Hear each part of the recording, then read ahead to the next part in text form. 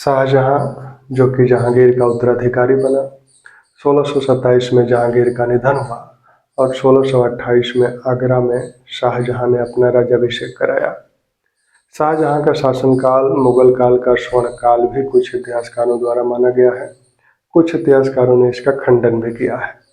तो आज हम लोग शाहजहां से संबंधित महत्वपूर्ण तथ्यों को देखेंगे। शाहजहां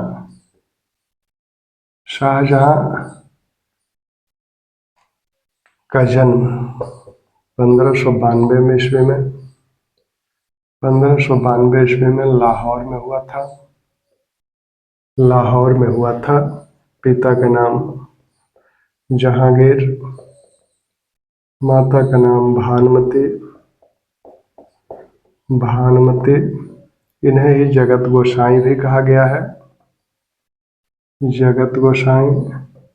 इन्हें ही जोधाबाई भी कहा गया है। माता भानुमती थी जो कि मारवाड़ के शासक मोटा राजा उदय सिंह की पुत्री थी और जहांगीर ने इन्हें मलिकाए जहान की उपाधि दी थी।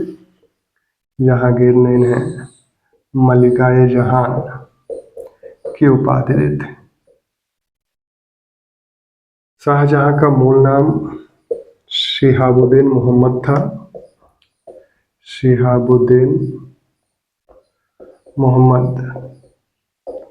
शाहजहां का मूल नाम था। इसे शाह और शाहजहां की उपाधि जहांगीर द्वारा ही दी गई थी। इन उपाधियों की चर्चा हम लोग कर चुके हैं पहले भी। जब खुर्रम, अच्छा इसका एक नाम शिहाबुद्दीन मोहम्मद तो है ही, यह खुर्रम नाम से विख्यात था और यह खुर्रम नाम अकबर द्वारा दिया गया था। इसे अकबर द्वारा शिहाबुद्दीन को खुर्रम नाम दिया गया था। खुर्रम का अर्थ होता है खुशी देने वाला। तो खुर्रम ने जब मेवाड़ पर आक्रमण किया और मेवाड़ को 1615 में संधि के लिए मजबूर कर दिया, इस कार्य से प्रसन्न होकर जहांगीर ने उसे शाह की उपाधि दी और शाह की उपाधि देकर वह उसे दक्षिण भेजा और दक्षिण में इसने 1617 में अहमदनगर के जो वजीर था मलिक अंबर, उसे संधि करने के लिए मजबूर कर दिया। तो 1617 में जो अहमदनगर के साथ संधि हुई वह भी खुर्रम के नेतृत्व में हुई। इससे प्रसन्न होकर जहांगीर ने खुर्रम को शाहजहां की उपाधि दे दी। तो ये दोनों उपाधियां जहांगीर द्वारा उसे दी गई हैं। 1627 में जब जहांगीर का निधन हुआ तो उस समय जहांगीर की जो प्रिय पत्नी नूरजहां थी वो अपने दामाद शहरयार को उत्तराधिकारी बनाना चाहती थी, जबकि नूरजहां का जो भाई आशफ खां था वो अपने दामाद खुर्रम को अपना जहांगीर का उत्तराधिकारी बनाना चाह रहा था। हालांकि इसमें आशफ खां नूरजहां पर भारी पड़ा। नूरजहां ने निधन के पश्चात आशफ खां को बुलाया उत्तराधिकार पर चर्चा के लिए, लेकिन आशफ खां समझ गया कि मुझे बंदी बनाने के लिए बुलाया जा रहा है, तो वह नूरजहां से मिलने नहीं गया, बल्कि उसने शाहजहां को उत्तराधिकारी बनाने के लिए पूरी तैयारी की। उसने अन्य सरदारों से मिलकर खुसरो के पुत्र दावर बख्श को कुछ समय के लिए गद्दी पर बैठा दिया, जिससे कि गद्दी खाली न रहे, और शाहजहां को खुर्रम जो कि उस समय दक्षिण में था उसे संदेश भेज दिया कि आगरा आओ राज्याभिषेक के लिए। इधर शहरयार ने भी एक बड़ी सेना इकट्ठी कर ली थी और उसने लाहौर में अपने आप को बादशाह घोषित कर दिया, लाहौर के खजाने पर अधिकार कर लिया। आशफ खां और शहरयार के बीच युद्ध हुआ जिसमें शहरयार पराजित हुआ, उसे बंदी बनाया गया, उसे अंधा कर दिया गया। तभी खुर्रम ने आशफ खां को यह संदेश भेजा कि ऐसा है कि गद्दी के जितने भी उत्तराधिकारी हैं सबको निपटा दो, यानी सबको मार डालो। तो गद्दी के जितने भी उत्तराधिकारी थे, वो दावर बख्श हो, शहरयार हो या अन्य लोग हों, अन्य जितने भी जहांगीर के पुत्र पौत्र थे, उन सब की हत्या आशफ खां द्वारा कर दी गई। फरवरी 1628 में खुर्रम यानी शाहजहां आगरा पहुंचा और उसने आगरा में अपना राज्याभिषेक कराया। उसने अबुल मुजफ्फर शिहाबुद्दीन मोहम्मद साहेब किरानिस्तानी नाम से अपना राज्याभिषेक कराया। शाहजहां ने 1628 फरवरी 1628 में अपना राज्याभिषेक कराया और यह राज्याभिषेक अबुल मुजफ्फर शिहाबुद्दीन मोहम्मद साहब किरानिस्तानी नाम से कराया गया। तो फरवरी 1628 में शाहजहां का राज्याभिषेक हुआ और यह राज्याभिषेक अबुल मुजफ्फर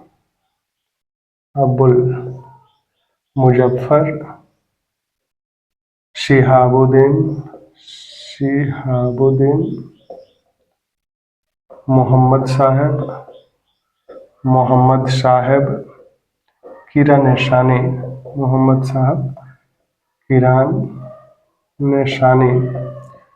नाम से कराया। इसमें कहीं भी शाह या शाहजहां शब्द नहीं है। उसने औपचारिक रूप से जिस नाम से अपना राज्याभिषेक कराया उसमें कहीं भी शाह या शाहजहां शब्द नहीं है। अबुल मुजफ्फर शिहाबुद्दीन मोहम्मद साहब किरानिस्तानी नाम से उसने अपना राज्याभिषेक आगरा में कराया 1628 में। 1658 तक शाहजहां 27-28 से 58 तक शाहजहां शासक रहा। दरअसल जो दावर बख्श कुछ समय के लिए बादशाह बनाया गया था तो उसे बादशाहों के क्रम में नहीं रखा जाता है, इसलिए शाहजहां का शासनकाल 1627 से 1658 माना जाता है। अपना राज्याभिषेक कराने के पश्चात शाहजहां की जो विजय हैं, शाहजहां के समय में जो प्रमुख विद्रोह हुए उनकी बात हम लोग संक्षेप में कर लें तो दूसरी बात कि शाहजहां का विवाह भी पहले देख लिया जाए, फिर उसके बाद हम लोग विजयों की बात करें। शाहजहां का जो पहला विवाह हुआ था 1609 में हुआ था फारस के जो शाह थे मुजफ्फर हुसैन सफी उनकी पुत्री से। दूसरा विवाह 1612 में हुआ अर्जुमंद बानो बेगम से। तो 1609 में फारस के शाह की पुत्री कंधारी बेगम से इसका पहला विवाह हुआ था 1609 में। 1612 में अर्जुमंद बानो बेगम से इसका विवाह हुआ और इसे मलिकाए जमानी और मुमताज महल की उपाधि शाहजहां द्वारा दी गई थी। इन्हें ही अर्जुमंद बानो बेगम को ही मलिका ए जहानी और मुमताज की उपाधि जहांगीर द्वारा इन्हें दी गई थी, शाहजहां द्वारा इन्हें दी गई थी। मलिकाए जमानी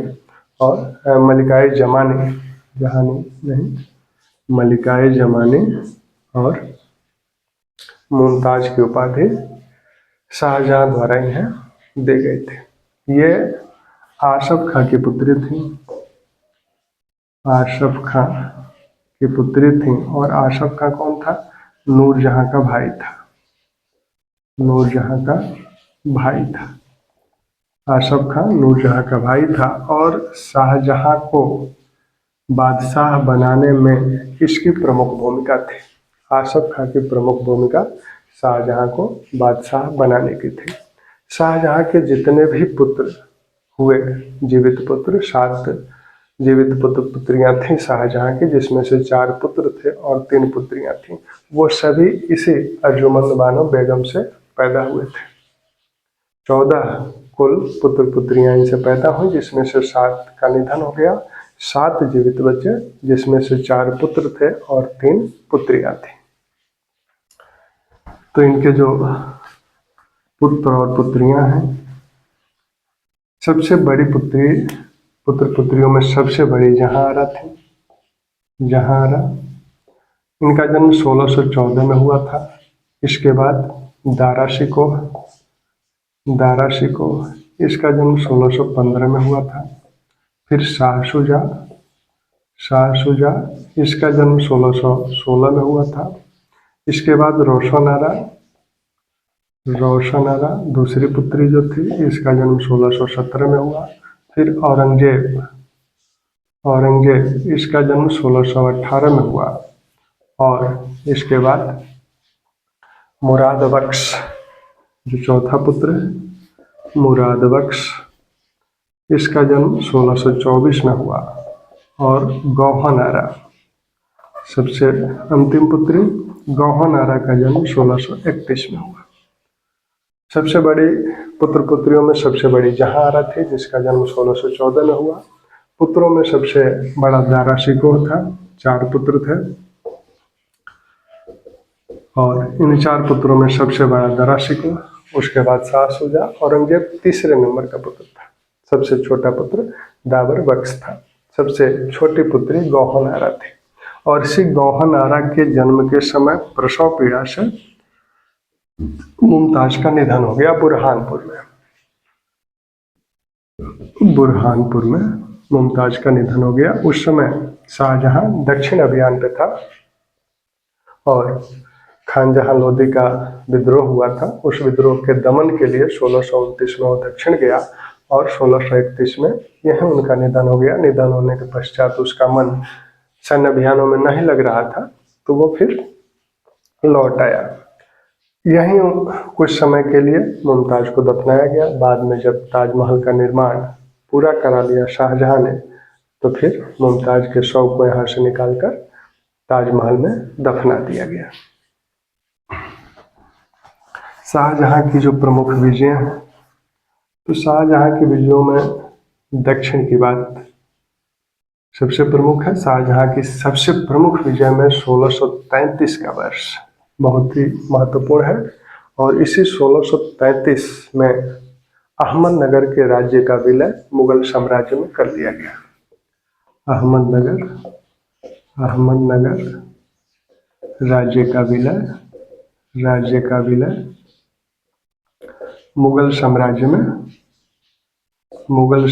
में सदैव के लिए कर लिया गया। मुगल साम्राज्य में कर लिया गया।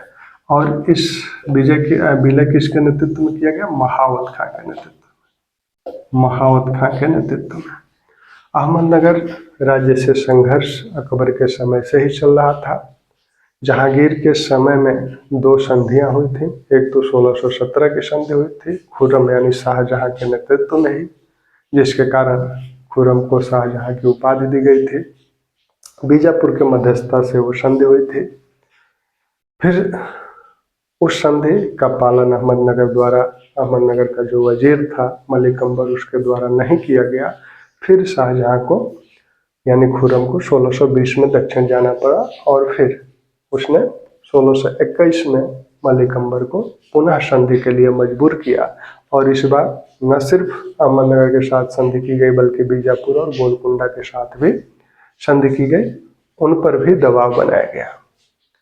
फिर जब वो 1621 की संधि हो गई, तो उस संधि का पालन भी अब अहमदनगर द्वारा नहीं किया जा रहा है। और वहाँ दक्षिण में विद्रोहियों को शरण दी गई है। खानजहां लोदी जो विद्रोह किया था, तो दक्षिण गया था, अहमदनगर ने उसे शरण दी थी, जिसका दमन के लिए शाहजहां 1629 में दक्षिण गया। अहमदनगर में मलिक अंबर के निधन के पश्चात उस समय मुर्तजा द्वितीय शासक था। तो मुर्तजा द्वितीय ने मलिक अंबर के पुत्र फतह खां को अपना वजीर बनाया, यानी फतह खां उसका प्रधानमंत्री बना। फतह खां बहुत ही अस्थिर चित्त का व्यक्ति था। कभी वो बीजापुर के साथ मिलता था, कभी मुगलों के साथ मिलता था। अंततः उसने क्या किया कि मुर्तजा द्वितीय की हत्या कर दी।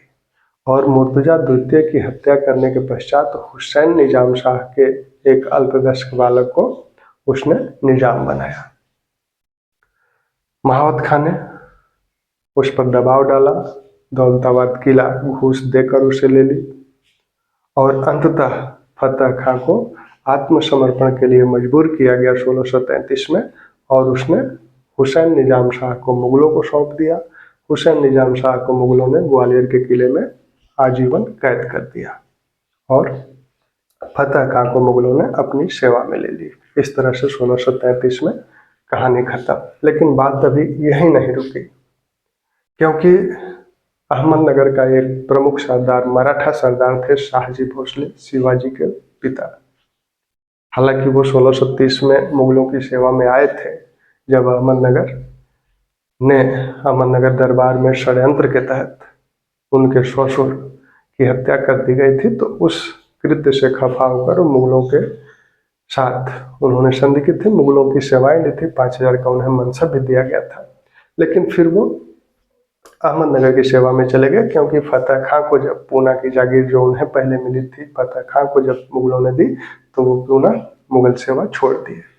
तो 1633 में उन्होंने क्या किया कि एक बालक मुर्तजा तृतीय को निजाम घोषित करके उसकी ओर से अब अहमदनगर के लिए वो संघर्ष करने लगे। उनको पराजित करने की जिम्मेदारी महाउद खां की थी, जिसमें महाउद खां असफल रहा। परिंदर के किले को जीतने में महाउद खां सफल रहा, जिससे उसे शाहजहां की डांट सुननी पड़ी।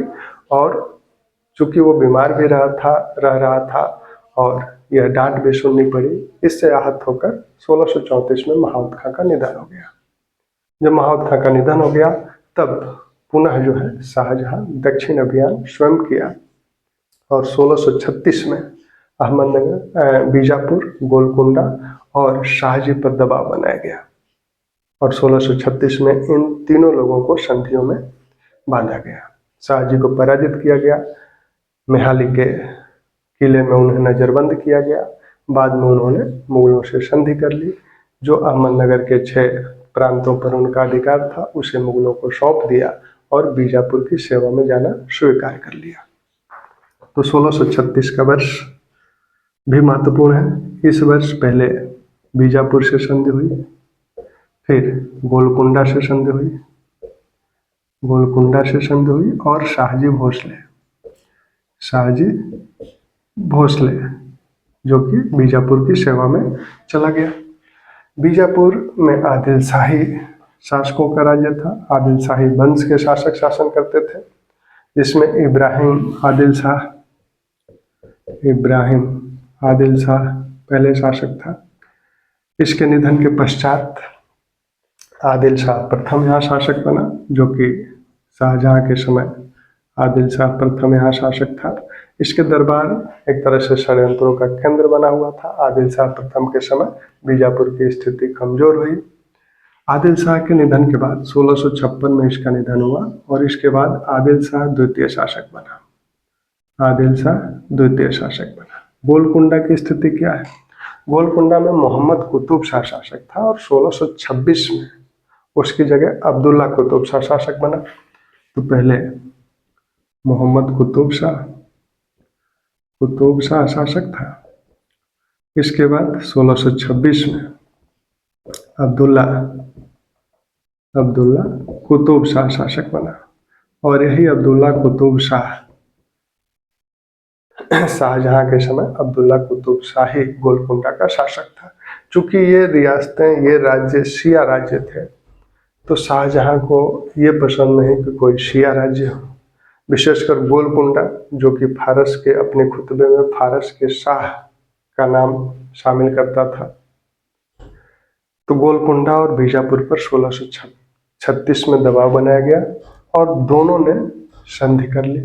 पहले बीजापुर ने संधि की और बीजापुर की संधि के पश्चात बीजापुर ने स्वीकार किया कि मैं 20 लाख रुपया वार्षिक कर दूंगा। उसे परिंदर आदि किले बीजापुर को ही सौंप दिए गए। गोलकुंडा ने जो संधि की उसमें उसने कहा कि मैं 8 लाख रुपया वार्षिक कर दूंगा और उसने ये भी स्वीकार किया कि मैं अपने खुतबे में 4 खलीफाओं के साथ शाहजहां का नाम शामिल करूंगा। अब फारस के शाह का नाम उसमें शामिल नहीं किया जाएगा। फिर गोलकुंडा से संधि में यह भी कहा गया कि अगर बीजापुर उस पर आक्रमण करेगा तो उसकी रक्षा मुगलों द्वारा की जाएगी। अगर रक्षा नहीं कर पाए तो उस युद्ध की में जो क्षति होगी उसकी भरपाई मुगलों द्वारा की जाएगी। तो 1636 में जो संधि हुई, इसके बाद 1656 तक शांति बनी रही एक तरह से दक्षिण में। और इसी दौरान 1636 में औरंगजेब को दक्षिण का सूबेदार बनाया गया। औरंगजेब अपने शाहजादा काल में 2 बार दक्षिण का सूबेदार था, एक तो 1636 से 1644 और दूसरा 1652 से 1657। औरंगजेब दक्षिण का 2 बार सूबेदार रहा, 1636 से 1644 पहली मरतबा। इस मरतबा उसने दक्षिण को 4 प्रांतों में बांटा, जिसमें बरार का क्षेत्र, उसके बाद उसने जिसकी राजधानी खानदेश, बरार, फिर जो है बीच का तेलंगाना और अहमदनगर, इन 4 प्रांतों में बांट कर शासन किया। और इस समय जो एक महत्वपूर्ण उपलब्धि इस पहली सूबेदारी में थी कि बगलाना पर अधिकार मुगलों द्वारा कर लिया गया था। दूसरी जो सूबेदारी है बहुत ही महत्वपूर्ण है औरंगजेब की। इस दूसरी सूबेदारी में उसका सहायक है मुर्शीद कुली खां। मुर्शीद कुली खां अलीमर्दन खां के साथ फारस से भारत आया था। अलीमर्दन खां जो कि कंधार किले का किलेदार था, 1639 में उसने किला मुगलों को सौंप दिया था और उसी के साथ मुर्शीद कुली खां भारत आया था। और मुर्शीद कुली खां औरंगजेब का दक्षिण में सहायक था। मुर्शीद कुली खां को दक्षिण का टोडरमल कहा जाता है, क्योंकि इसने आर्थिक और प्रशासकीय सुधारों की एक श्रृंखला दक्षिण में लागू की, जिससे दक्षिण के राज्य की आय बढ़ी और उसकी सैन्य शक्ति मजबूत हुई। तो मुर्शीद कुली खां टोडरमल, दक्षिण का टोडरमल कहा जाता है। जिस तरह से टोडरमल ने उत्तर भारत में भू राजस्व सुधार किया, वैसे ही मुर्शीद कुली खां ने दक्षिण भारत में भू राजस्व सुधार किया था। तो दक्षिण को हम लोग अलग से करेंगे, तो उसमें दक्षिण की समस्त स्थिति को हम लोग और विस्तार से देखेंगे। तो 1652 से 1657 का काल, इसी काल में दक्षिण के साथ कुछ समस्याएं आई। जैसे सबसे पहले गोलकुंडा। गोलकुंडा में क्या था कि यहाँ मीर जुमला की एक समस्या उत्पन्न हुई। यह जो है, इसका मूल नाम था मीर मोहम्मद सैयद या सैयद, मीर मोहम्मद सैयद या सैयद। यह एक जौहरी का नौकर था और भारत आया था। जौहरी का जब निधन हो गया तो उसका पूरा धन इसके अधिकार में आ गया, ये धनी बन गया। इसने अब्दुल्ला कुतुब शाह को प्रभावित किया और अब्दुल्ला कुतुब शाह ने इसे अपनी सेवा में लिया और फिर इसने कर्नाटक पर अधिकार कर लिया और कर्नाटक में एक तरह से अपना स्वतंत्र राज्य स्थापित करने का प्रयास किया। अब्दुल्ला कुतुब शाह ने जब कर्नाटक से उसकी आय मांगी तब इसने देने से इनकार कर दिया। एक तरह से कर्नाटक में अपनी ये स्वतंत्र स्थिति बनाना चाह रहा था, तो अब्दुल्ला शाह ने इसके विरुद्ध कार्रवाई करना का प्रयास किया। इसने, ये बहुत चालाक था, इसने औरंगजेब से बात की और औरंगजेब ने, क्योंकि औरंगजेब को बहाना चाहिए था, क्योंकि 1636 में जो संधि हुई थी उस संधि का पालन पूर्णतः नहीं किया जा रहा था, बकाया भी बहुत हो गया था। जो कर गोलकुंडा को मुगलों को देना था उसमें बकाया भी बहुत हो गया था। तो औरंगजेब को बहाना चाहिए था। औरंगजेब चाहता था इन दोनों राज्यों को, बीजापुर और गोलकुंडा को, मुगल साम्राज्य में मिला लिया जाए। तो उसने शाहजहां से ये दरख्वास्त की कि मीर जुमला अपनी सेवा में आना चाहता है, उसे अपनी सेवा में आने दिया जाए। शाहजहां ने उसे अपनी सेवा में ले लिया। इसी बीच क्या किया अब्दुल्ला कुतुब शाह ने कि उसके पुत्र को गिरफ्तार कर लिया, उसकी संपत्ति पर अधिकार कर लिया। अब औरंगजेब को गोलकुंडा पर आक्रमण का बहाना मिल गया। हैदराबाद पर उसने आक्रमण किया, फिर गोलकुंडा किले को घेर लिया गया। अंततः 1656 में गोलकुंडा के शासक को विवश होकर अपनी मां को औरंगजेब के पास संधि के लिए भेजना पड़ा। तो अब्दुल्ला कुतुब शाह ने अपनी मां को औरंगजेब से संधि के लिए भेजा और अंततः जो संधि हुई उसमें यह तय हुआ कि जो भी मीर जुमला की संपत्ति है उसे लौटा दिया जाए, उसके पुत्र को छोड़ दिया जाए, मुक्त किया जाए। अब्दुल्ला कुतुब शाह ने ये बातें मान ली। फिर औरंगजेब ने कहा कि मेरा जो पुत्र है मोहम्मद सुल्तान, उसका विवाह अब्दुल्ला कुतुब शाह की पुत्री से होगा। वह शर्त भी मान ली गई। 10 लाख दहेज में भी दिया गया। हालांकि मोहम्मद सुल्तान इस विवाह में स्वयं उपस्थित नहीं हुआ, ये विवाह हुआ, फिर भी ये विवाह हुआ और 10 लाख दहेज के रूप में मिला और 15 लाख रुपया हर्जाने के रूप में मिला और जो बकाया था उसे गोलकुंडा को देना था। इसके बाद बारी आई बीजापुर के। 1657 में बीजापुर के साथ संधि हुई। बीजापुर में समस्या क्या थी? बीजापुर में आदिल शाह प्रथम का निधन 1656 में हो गया। जो उनकी बेगम थी बड़ी साहिबा, उन्होंने आदिल शाह द्वितीय नाम से एक बालक को शासक घोषित किया। ये कहा जाता था कि आदिल शाह द्वितीय आदिल शाह प्रथम का पुत्र नहीं था, तो यहाँ उत्तराधिकार की समस्या उत्पन्न हुई। हालांकि मुगलों को उत्तराधिकार की समस्या में दखल देने का कोई अधिकार नहीं था, लेकिन आक्रमण का बहाना चाहिए था औरंगजेब को, तो उसने शाहजहां से इसकी स्वीकृति ले ली और ये आरोप लगाया गया कि जो 1636 की संधि है उसका पालन नहीं किया जा रहा है, बकाया बढ़ता जा रहा है। बीजापुर पर आक्रमण हुआ। बीजापुर को अंततः संधि करनी पड़ी। उसने 1.5 करोड़ रुपया देना स्वीकार किया, जिसमें से 50 लाख शाहजहां ने माफ कर दिया। बिदर, कल्याणी, परंदर और कोंकण के क्षेत्र पर मुगलों ने अधिकार कर लिया। अब इसी समय दरअसल औरंगजेब तो चाह रहा था इनका पूर्णतः साम्राज्य में विलय, लेकिन दारा शिकोह और जहांआरा के दबाव में शाहजहां ऐसा नहीं चाह रहा है। वो चाह रहा है कि इनसे धन वसूल कर, अधीनता स्वीकार कर इन्हें अपने राज्य में शासन करने दिया जाए, जैसे कि 1636 की संधियों में हुआ था। इसी बीच उत्तराधिकार की समस्या उत्पन्न हुई। शाहजहां बीमार पड़ा।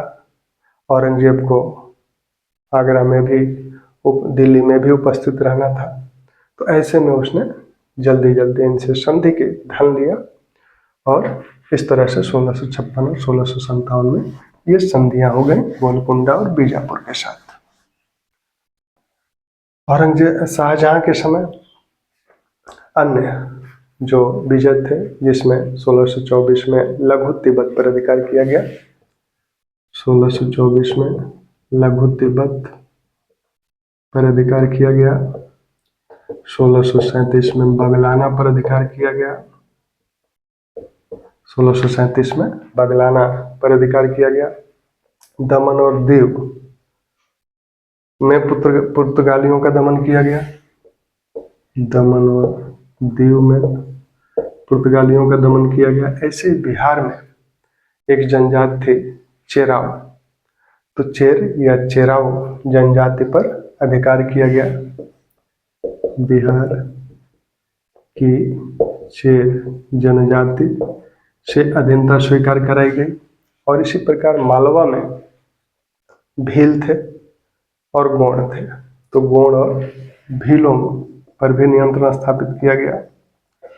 गोंड और भीलों पर भी नियंत्रण शाहजहां के काल में स्थापित किया गया। तो इतना काम हुआ। फिर कंधार की समस्या थी और समरकंद। कंधार पर अधिकार करने का प्रयास शुरू से किया जा रहा था।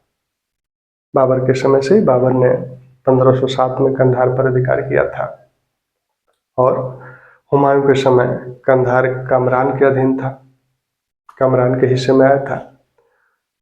हुमायूं जब शेरशाह द्वारा निष्कासित किया गया तो फारस के शाह तहमास्प के सहयोग से उसने कंधार पर अधिकार किया और कंधार हुमायूं के कब्जे में आया।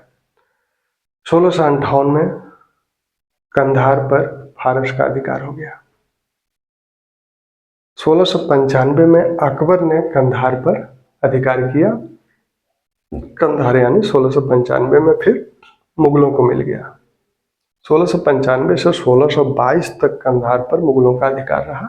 1622 में फारस का अधिकार कंधार पे हो गया। इसी समय खुर्रम को कंधार की रक्षा के लिए भेजा जाना था, खुर्रम नहीं गया। 1623 में उसने विद्रोह कर दिया।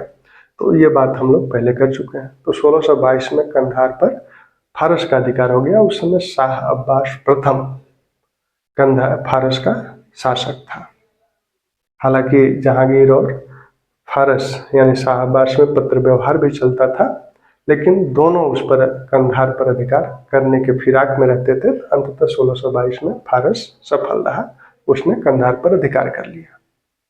लेकिन 1639 में अली मर्दन खां कंधार का किलेदार था, वह अपने शासक शाह शफी, जो कि शाह अब्बास के बाद शासक बना था, शाह शफी से वो खफा था।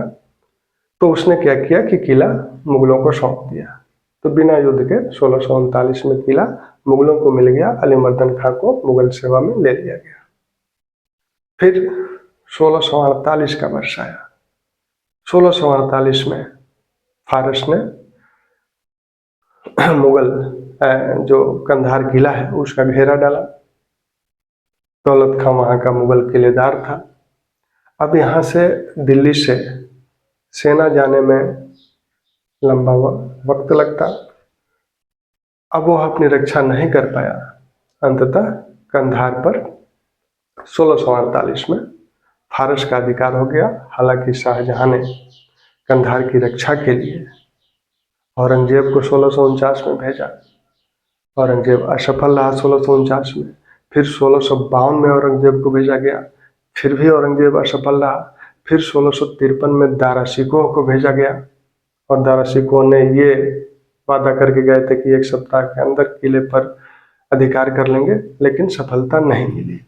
तो 1648 में शाहजहां के समय कंधार पर फारस का अधिकार हो गया। कंधार पर फारस का अधिकार हुआ और इसकी रक्षा के लिए 1649 में और 1652 में औरंगजेब को 2 बार भेजा गया था, लेकिन किले पर अधिकार नहीं हो पाया। फिर 1653 में दारा शिकोह को भेजा गया, यह भी असफल रहा। तो इस तरह से कंधार पर अधिकार नहीं हो पाया। अब समरकंद दरअसल तैमूर की राजधानी थी और सभी मुगल शासक उसे अपनी एक तरह से जन्म और कर्मभूमि मानते थे। बाबर भी हमेशा ललायित रहता था समरकंद पर अधिकार के लिए। 1497 में उसने अधिकार किया, 1501 में किया, फिर 1512 में उस पर अधिकार किया, लेकिन थोड़े समय के लिए वो अधिकार हो पाया। बाद में फिर बाबर को यह अवसर नहीं मिल पाया। हुमायूं और अकबर को भी समरकंद पर अधिकार करने का अवसर नहीं मिल पाया, जहांगीर को भी नहीं मिल पाया। शाहजहां को एक अवसर मिला। समरकंद में इमाम कुली खां और नजर मोहम्मद का शासन था। नजर मोहम्मद ने काबुल पे आक्रमण किया था 2 बार शाहजहां के काल में। अब जब 1638 में इमाम कुली और नजर मोहम्मद के बीच विद्रोह हुए, तब उसका लाभ शाहजहां ने उठाने का प्रयास किया और उसने मुराद को 1645 में मध्य एशिया भेजा, ट्रांसैक्सियाना अभियान पे भेजा और मुराद ने बल्ख पर अधिकार कर लिया 1646 में। तो 1646 में शाहजहां के समय मुराद बख्श द्वारा बल्ख पर अधिकार कर लिया गया। लेकिन वहां की भौगोलिक स्थिति से कुछ ही समय में मुराद उब गया। वह इस अभियान को छोड़कर वापस आ गया। तब औरंगजेब को भेजा गया और इसी में औरंगजेब ने शाम के समय युद्ध भूमि में ही घोड़े से उतरकर नमाज पढ़ी थी। इसी युद्ध में औरंगजेब, मध्य एशिया के युद्ध में ही औरंगजेब घोड़े से उतरकर युद्ध भूमि में ही नमाज पढ़ी थी। लेकिन अंततः औरंगजेब भी सफल नहीं हो पाया, क्योंकि फिर जाड़े का मौसम आने लगा और जाड़े के मौसम में भारतीय सैनिक उस मौसम को झेल पाने के लिए तैयार नहीं थे। अंततः औरंगजेब को भी वापस आना पड़ा। इस तरह से समरकंद पर अधिकार नहीं हो पाया। बल्ख में जब मुराद ने अधिकार किया था, तब शाहजहां ने वहां सिक्का जारी करके अपनी खुशी मनाई थी, लेकिन वह खुशी क्षणिक रही। ठीक। अब शाहजहां के समय जो प्रमुख विद्रोह है, शाहजहां के समय के प्रमुख विद्रोह में पहला विद्रोह खानजहां लोधी का विद्रोह। पहला विद्रोह खानजहां लोधी का विद्रोह 1628 में हुआ और 31 तक यह विद्रोह चला। दूसरा विद्रोह जुझार सिंह का जो कि 1628 से 1635 तक चला। बीच में कुछ साल के लिए शांति बनी रही। तीसरा, सिखों का विद्रोह। सिख गुरु हरगोविंद के साथ शाहजहां के समय में मुगल सेना से कुछ संघर्ष हुआ। चौथा, पुर्तगालियों का विद्रोह, जिसे बंगाल में कासिम खान ने इसका दमन किया। खान जहां लोधी, जो कि जहांगीर का एक चहेता सरदार था, हालांकि अफगान था। हुमायूं और अकबर अफगानों पर विश्वास नहीं करते थे, लेकिन जहांगीर ने इस पर विश्वास किया। इसे वजीर बनाया गया। इसकी नियुक्ति दक्षिण में की गई थी जब जहांगीर का निधन हुआ।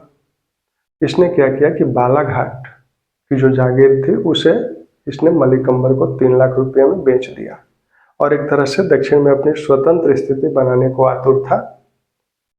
शाहजहां ने इसे दक्षिण से दरबार में बुला लिया, लेकिन दरबार से ये संतुष्ट नहीं हो पाया। पुनः विद्रोह करके दक्षिण चला गया मलिक अंबर और अहमदनगर ने इसे शरण दी। इसके दमन के लिए शाहजहां को 1629 में दक्षिण जाना पड़ा और फिर चारों तरफ से घेरेबंदी करके खान जहां लोधी के विद्रोह का दमन किया गया। खान जहां लोधी मारा गया। बीजापुर की सहायता ये लेने का प्रयास किया, लेकिन बीजापुर ने, जब शाहजहां दक्षिण पहुंच गया तो बीजापुर ने सहायता देने से मना कर दिया। बाद में अहमदनगर ने भी अपना हाथ खींच लिया। यह उत्तर पश्चिम अफगानों का सहयोग प्राप्त करने के लिए जाना चाहता था, लेकिन बीच में ही इसकी हत्या कर दी गई। तो खान जहां लोधी का विद्रोह समाप्त हुआ। जुझार सिंह का विद्रोह 1628 में शुरू हुआ। यह विद्रोह 1628 से शुरू हुआ, 29 में इसका दमन कर दिया गया। फिर 1635 में यह विद्रोह शुरू हुआ। जुझार सिंह बीर सिंह बुंदेला बुंदेलखंड का शासक था। बीर सिंह बुंदेला का पुत्र था और बीर सिंह बुंदेला जहांगीर का चहेता सरदार था और उसी के माध्यम से जहांगीर ने अबुल फजल की हत्या कराई थी। शाहजहां जब शासक बना तब यह दरबार में रहता था और इसका पुत्र विक्रमजीत जागीर में रहता था, बुंदेलखंड में, जिसकी राजधानी ओरछा थी। तो वहां शासन वो करता था। उसने क्या किया कि जनता पर बहुत सारा कर लिया, जनता को प्रताड़ित किया। अब इसकी जांच शाहजहां ने कराने का आदेश दिया। इससे जुझार सिंह को लगा कि हमारी स्थिति अब गड़बड़ाएगी, तो दरबार छोड़कर ओरछा भाग गया। यानी एक तरह से विद्रोही प्रवृत्ति अपनाई। मुगल सेना ने उसका पीछा किया और अंततः जुझार सिंह को आत्मसमर्पण करना पड़ा और फिर जुझार सिंह को दक्षिण में नियुक्त कर दिया गया, जहां उसने खान जहां लोधी के विद्रोह के दमन में भी प्रमुख भूमिका निभाई। फिर 1634 में वो ओरछा चलाया और बगल की जो राज्य था, रियासत थी गोंडवाना, उस पर आक्रमण किया और वहां के शासक प्रेम नारायण की हत्या कर दी। प्रेम नारायण के पुत्र ने शाहजहां से इसकी शिकायत की। दरअसल 2 राज्य जो कि मुगलों के अधीनस्थ हैं, वो बिना शासकीय अनुमति के युद्ध कैसे करेंगे? अगर वो बिना शासकीय अनुमति के युद्ध करते हैं तो ये गैर कानूनी है। तो शाहजहां ने जुझार सिंह को गोंडवाना लौटाने की बात की। जुझार सिंह नहीं माना, तो मुगल अभियान इसके विरुद्ध किया गया और जुझार सिंह और उसका पुत्र विक्रमजीत दोनों मारे गए। इसके अन्य पुत्रों को, कुछ को इस्लाम धर्म स्वीकार कराया गया। जिसने इस्लाम धर्म नहीं स्वीकार किया उसे मार दिया गया। यहाँ पर बुंदेलखंड में देवी सिंह को मुगलों ने शासक नियुक्त कर दिया, लेकिन देवी सिंह को बुंदेलों ने स्वीकार नहीं किया। महोबा के शासक चंपत राय ने उसका विरोध किया और चंपत राय के पुत्र छत्रसाल ने औरंगजेब के समय विद्रोह किया। तो इस तरह से बुंदेलखंड में एक विद्रोहों का सिलसिला शुरू हुआ था। तीसरा विद्रोह सिखों का विद्रोह है। सिखों का विद्रोह दरअसल सिखों के छठवें गुरु हरगोबिंद थे। सिखों के 5वें गुरु अर्जुन देव थे, जिनका संघर्ष जहांगीर से हुआ था। उन्होंने खुसरो को आशीर्वाद और धन दिया था विद्रोह के समय, जिससे जहांगीर नाराज हुआ। गुरु को बंदी बनाया गया, उन पर जुर्माना लगाया गया। गुरु ने जुर्माना देने से मना कर दिया तो उन्हें जेल में ही यातनाएं देकर मार दिया गया। फिर वो जुर्माना हरगोबिंद से वसूलने का प्रयास किया गया। इन्हें भी जहांगीर ने बंदी बनाया लेकिन कुछ समय के बाद दोनों में समन्वय बन गया और फिर जहांगीर ने हरगोविंद को मुक्त कर दिया। शाहजहां के समय 3 ऐसी घटनाएं घटी जिससे सिख और मुगलों के बीच संघर्ष हुआ। पहली घटना तो ये घटी कि हरगोविंद शाहजहां शिकार खेलने गया था, उसका एक प्रिय बाज उड़कर हरगोविंद के खेमे में आ गया और हरगोविंद ने उसे देने से मना कर दिया। मुगल सैनिकों ने उन पर दबाव बनाया, लेकिन चूंकि हरगोविंद के कुछ मित्र मुगल दरबार में थे तो उनके बीच बचाव से जाकर स्थिति शांत हुई।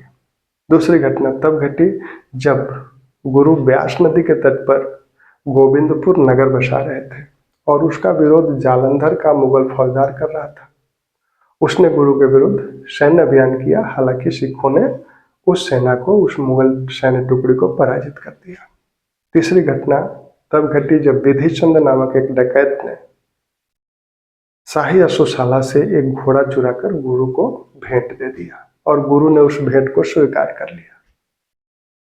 अब शाही अश्वशाला से घोड़ा चुरा कर दिया गया है, उसे गुरु भेंट के रूप में स्वीकार कर रहे हैं, तो यह गैर कानूनी था। मुगल कई सैन्य टुकड़ियां गुरु से ये घोड़ा छीनने का प्रयास की, लेकिन इस बीच संघर्ष हुआ और इस संघर्ष में करतारपुर का युद्ध हुआ। गुरु से करतारपुर का युद्ध हुआ जिसमें मुगल सैन्य टुकड़ी को सिखों ने पराजित किया। अंततः गुरु ने यह देखा कि इस मुगल संघर्ष में सिखों का नुकसान होगा, तो वो कश्मीर में कीरतपुर चले गए और वहीं शांति से रहने लगे। कश्मीर में कीरतपुर चले गए और वहीं उन्होंने अपना शेष जीवन शांतिपूर्ण तरीके से व्यतीत किया। पुर्तगाली, जिन्हें नमक का एक अधिकार मिला था, बंगाल में हुगली में इन लोगों ने अपनी कोठी बनाई थी, लेकिन वहां ये कई तरह के उपद्रव करते थे। एक तो धर्मांतरण करते थे और दूसरी एक बात हुई कि मुमताज महल की कुछ दासियां लाई जा रही थी, उन दासियों का अपहरण पुर्तगालियों ने कर लिया। एक बात से शाहजहां और खफा था। शाहजहां जब विद्रोह किया था उस दौरान वह पुर्तगालियों से सहयोग प्राप्त करने का प्रयास किया था, लेकिन पुर्तगालियों ने सहयोग नहीं दिया था। तो ये शुरू से कुछ कारण चले आ रहे थे जिसके लिए शाहजहां ने पुर्तगालियों को दंडित किया। कासिम खां बंगाल का सूबेदार था, उसे आदेश दिया गया कि पुर्तगालियों का दमन कर दिया जाए। तो 1632 में कासिम खां ने पुर्तगालियों पर आक्रमण किया, हुगली खाली करा लिया इनसे। कुछ पुर्तगाली बंदी बनाए गए, कुछ का धर्मांतरण कराया गया। इस तरह से 1632 में पुर्तगालियों पर शाहजहां के काल में अभियान चलाया गया था। अब शाहजहां से संबंधित कुछ अन्य महत्वपूर्ण बातें। शाहजहां गाता अच्छा था और शाहजहां के समय लालखा एक गायक था जिसे उसने गुण समंदर की उपाधि दी थी। शाहजहां एक अच्छा गायक था और उसके दरबार में लालखा एक गायक था जिसे शाहजहां ने गुण समंदर की उपाधि दी थी। वैसे शाहजहां फलित ज्योतिष में विश्वास करता था। शाहजहां का विश्वास फलित ज्योतिष में था और फलित ज्योतिष में विश्वास के से उसने अपने दरबार में ज्योतिषियों का काफी सम्मान किया। शाहजहां के समय में 1630 से 32 के बीच दक्कन और गुजरात में एक बहुत बड़ा अकाल पड़ा था। तो शाहजहां के समय 1630-32 में दक्कन और गुजरात में अकाल पड़ा था। इस अकाल का उल्लेख किसने किया है? अमीन काजविनी, जो कि उसके दरबार का एक इतिहासकार है। काजविनी और पीटर मुंडी इटली का यात्री था। इन दोनों ने इस अकाल का उल्लेख किया है। इसकी भीषणता का उल्लेख दोनों करते हैं। शाहजहां के कुछ प्रशासकीय सुधार हैं। उसने सरकार और परगना के बीच एक प्रशासकीय इकाई बनाई जिसे चकला बोला जाता था। तो चकला का गठन किसने किया? शाहजहां ने किया। सरकार और परगना के बीच चकला या चाकला नामक एक प्रशासकीय इकाई शाहजहां के समय बनाई गई थी। दो प्रकार की जागीरों का उल्लेख मिलता है, शिशमाहा और सीमाहा। जिस जागीर से वसूली 50% ही हो पाती थी, जमा और हासिल का जो अंतर था वह, अगर वसूली 50, ऐसी जागीर जिसमें वसूली 50% तक ही हो पाती थी तो उसमें उसे शिशमाहा जागीर दिया गया। उसी अनुपात में जागीरदारों को उनके कर्तव्यों में या उनकी सैन्य क्षमता में कुछ छूटें दी गई। तो एक तो शिशमाहा, दूसरी सीमाहा। ऐसी जागीर जिसमें वसूली सिर्फ 1/4 भाग हो पाती थी तो उसे सीमाहा जागीर कहा गया। तो शिशमाहा और सीमाहा जागीर शाहजहां के समय शुरू की गई। एक चीज और शाहजहां के समय में शुरू की गई जो कि महत्वपूर्ण है, इजारेदारी, यानी कर वसूल करने की ठेका प्रणाली शाहजहां ने शुरू की।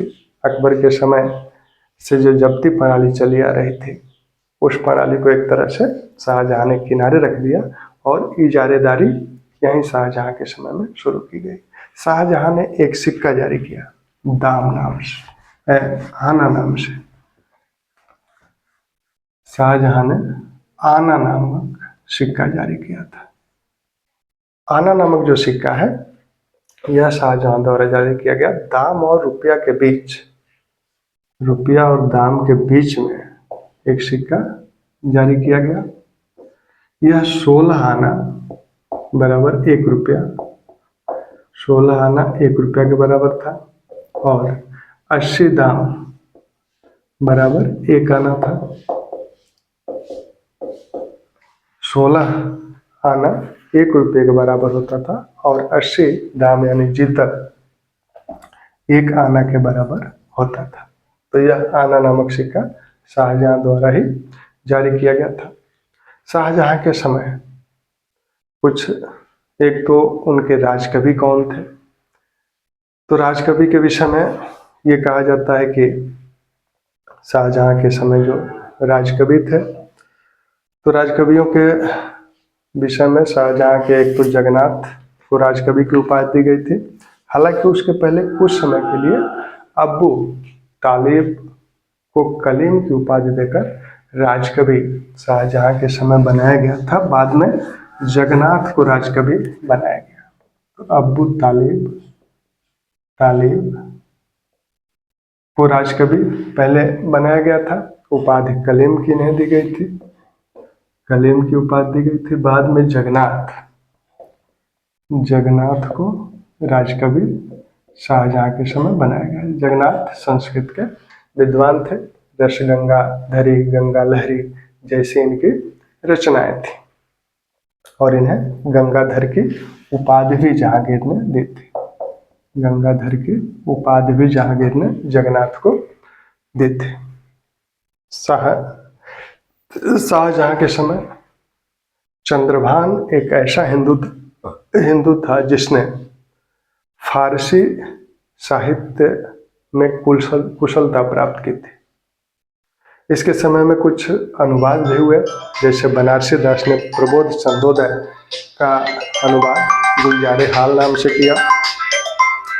बनारसी दास ने प्रबोध चंदोदय का जो अनुवाद है फारसी में किया गुलजारे हाल के नाम से। वैसे ही इब्न हरकरण ने रामायण का अनुवाद किया। इब्न हरकरण द्वारा रामायण का अनुवाद किया गया शाहजहां के काल में। शाहजहां के काल में ही तुर्बती ने एक बार फिर बाबरनामा का फारसी में अनुवाद किया था। हिंदी साहित्य का जो रीतिकाल है वो शाहजहां के समय था और इसमें जो प्रमुख साहित्यकार थे उसमें एक सुंदर थे, सेनापति थे, चिंतामणि थे। सुंदर ने बारहमासा और चिंतामणि जैसी, बारहमासा और सिंहासन बत्तीसी जैसी रचनाएं सुंदर द्वारा की गई थी और इन्हें महाकवि राय की उपाधि शाहजहां द्वारा दी गई थी। तो शाहजहां के समय के जो हिंदी के प्रमुख विद्वान थे उसमें सुंदर, सेनापति और चिंतामणि। सुंदर ने 12मासा और सिंहासन बत्तीसी जैसी रचनाएं की। इन्हें महाकवि राय की उपाधि दी गई थी। चित्रकारी के संदर्भ में प्रभा मंडलों को बनाने की शुरुआत जहांगीर के समय हो गई, लेकिन ये प्रभा मंडल में विशेषज्ञता यानी एक तरह से पूर्णता शाहजहां के काल में प्राप्त की गई और सर्वाधिक छवि चित्र शाहजहां के समय ही बने हैं। मुगल चित्रों में सर्वाधिक छवि चित्र शाहजहां के समय में बने हैं और बॉर्डर बनाने के पर शाहजहां के समय ज्यादा बल दिया गया। शाहजहां का जो प्रमुख चित्रकार था फकीरुल्लाह था। शाहजहां के समय जो निर्माण कार्य हुए, निर्माण कार्य में 2 जगह प्रमुख निर्माण कार्य हुए शाहजहां के समय में, एक तो दिल्ली में और दूसरा आगरा में। दिल्ली में नया शाहजहानाबाद बसाने का प्रयास, शाहजहानाबाद 1638 में इसे शुरू किया गया और 1648 में जाके पूरा हुआ और फिर जहांगीर ने शाहजहां ने इसे अपनी राजधानी बनाई। आगरा में जो अकबर द्वारा निर्माण कराए गए थे, फिर शाहजहां ने उन महलों को तोड़वा कर दोबारा जो निर्माण करवाए, उसमें प्रमुख है एक तो आगरा का दिल्ली द्वार। तो आगरा में दिल्ली द्वार था और वैसे ही दिल्ली में लाहौरी द्वार था।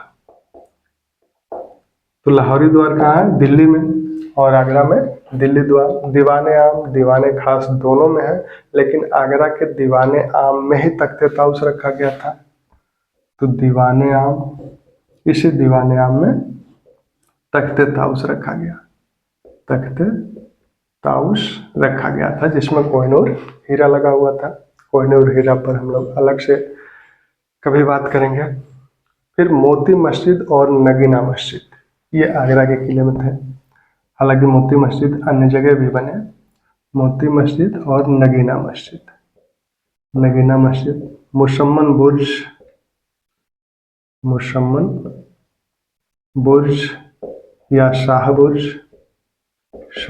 जहाँ पर बेग में चढ़ के 6 मंजिला ये भवन था। यहाँ से जो प्रदर्शनी होती थी पशुओं की, उसको यहाँ से बेग में देखा करती थी। तो मुसम्मन बिन शाह बुर्ज, इसी बुर्ज में रहते हुए शाहजहां का अंततः 1666 में निधन हो गया था।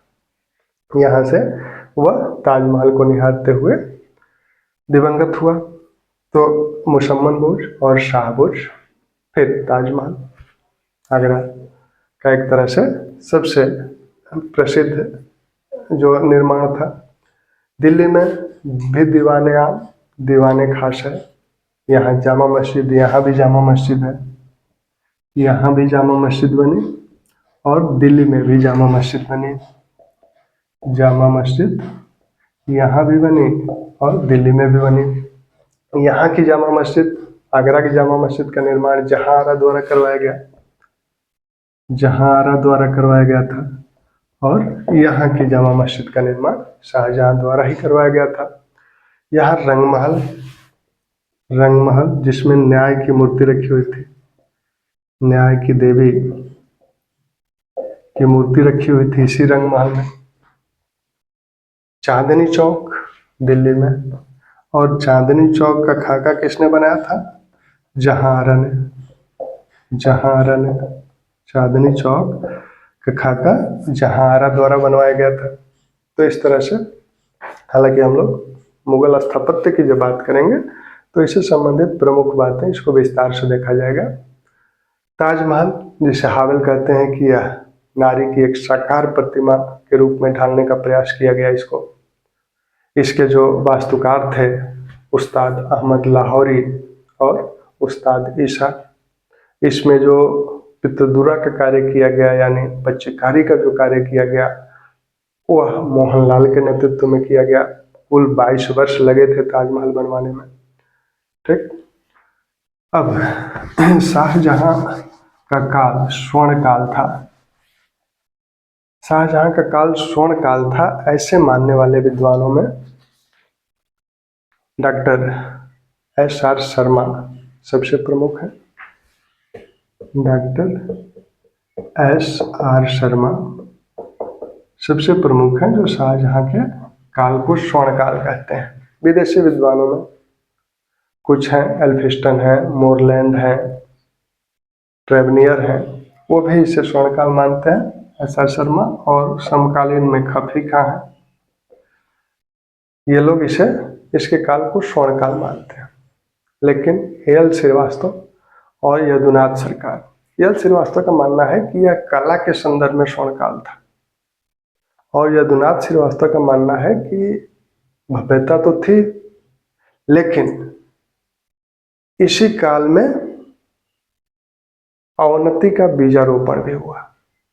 यदुनाथ सरकार का कहना है कि भव्यता तो थी लेकिन इसी के काल में अवनति का बीजारोपण भी हुआ, यानी समृद्धि के पीछे पतन के बीज बो दिए गए। शाहजहां ने भू राजस्व को बढ़ा के 1/2 किया था। तो ये विदेशी विद्वानों में जो शाहजहां के काल को स्वर्ण काल नहीं मानते हैं उसमें स्मिथ हैं, एडवर्ड रॉटेट हैं, तो ये लोग उसे स्वर्ण काल नहीं मानते। तो ये शाहजहां के काल की कुछ प्रमुख घटनाएं हैं। शाहजहां ने कुछ नहरों का भी निर्माण करवाया था फिरोज तुगलक द्वारा। उलूग खाने जो नहर बनवाई गई थी उसका विस्तार दिल्ली तक शाहजहां के समय किया गया था। नहरे शाह उसे कहा जाता था, उसे शाहजहां ने नया नाम दिया नहरे बहिश्त। तो शाहजहां के प्रमुख तथ्यों को हम लोगों ने एक साथ समेटने का प्रयास किया। फिर हम लोग मुगलों से संबंधित जो अलग अलग नीतियां हैं, जैसे उनकी वास्तुकला है या उनकी दक्षिण की नीति है या राजपूत नीति है, उसको अलग से हम लोग डिटेल तो करेंगे ही।